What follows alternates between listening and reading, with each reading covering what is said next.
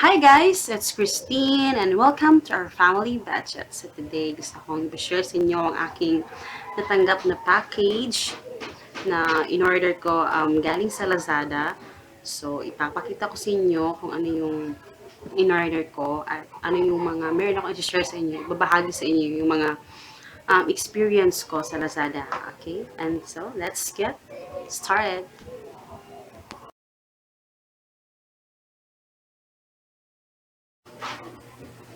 So, ngayon, natanggap ko na yung package galing sa Lazada. So, yan siya. So, nakalagay siya dito. Yan. So, it's a couple watch. Yan. So, yung isa, yung sa akin, sinuot ko na. So, ito yung sa husband ko. So, later, susutin niya to for sure. Kasi kailangan na kailangan talaga niyang um, relo. Kasi yung watch niya, nasira niya. So, kailangan na kailangan. So, yung price nito, guys, is only 300 plus.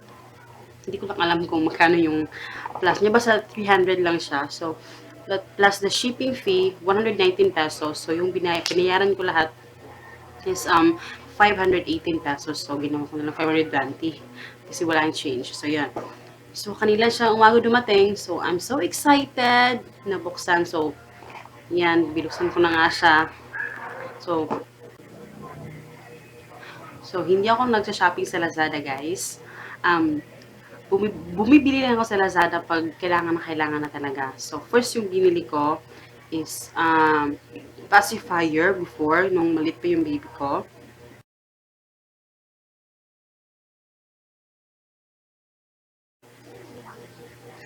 Sunod na binili ko is yung potty chair, which is sobrang kailangan ko talaga yon. Very important talaga na kumuha ko ng potty chair kasi yung anak ko, hihirapan ako kasi parati siya nagpupupo sa floor.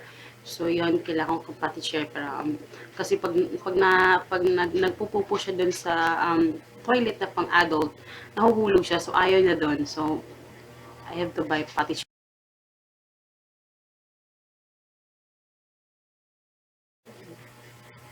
So, sa mga gustong bumili ng Lazada sa Lazada, so check nyo lang yung website nila is Lazada Philippines. So, check nyo. Kung meron talaga kayong kailangan talaga, kung hindi man ngayon mag-less, check nyo next month or next week, baka mag-less siya or check nyo lang palagi siya kasi parati silang nag-less. So, yun yung ginagawa ko. Chine-check ko parati kung meron na bang bagong nag-less na naman, ganon. So, yun.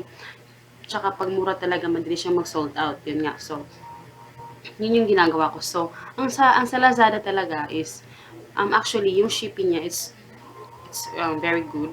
Mabilis yung shipping niya. So, before, it's, LBC yung nagpapadala, ay yung partner nila. So, ngayon, to go na pala. So, yun.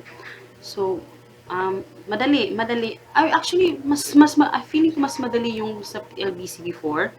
Ngayon, medyo ano lang, medyo matagal-tagal light lang. Pero, yung sa LBC pa before, okay naman siya. Pero, yun.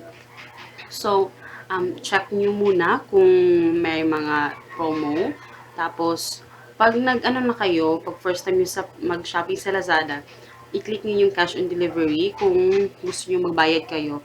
For example, wala naman kayong ATM, I mean, credit card, yun, ganun. So, i-ano nyo lang yung, click nyo yung cash on delivery, tapos, magbabayad ka dito na sa pag-deliver na. So, i-deliver talaga nila sa bahay nyo talaga. So, yun. Tapos, pag hindi niyo naman nagustuhan yung product, pwede na siyang isauli. Pwede niyo siyang isauli doon, pero, ang mangyayari, ikaw yung magbabayad sa shipping fee. So, yun lang yung ano niya. So, dapat, kasi before, ganun yung nangyari sa akin, hindi ko tinignan yung description box. So, dapat before kayo mag-check out, i-check niyo muna yung description box kung ano yung nakalagay doon. Check niyo din